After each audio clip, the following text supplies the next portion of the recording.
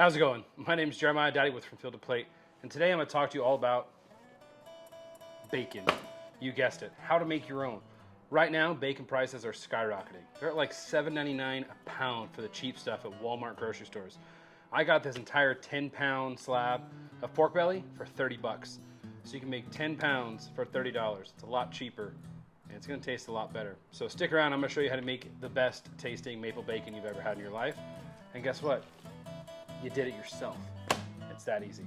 Let's get into the recipe, shall we?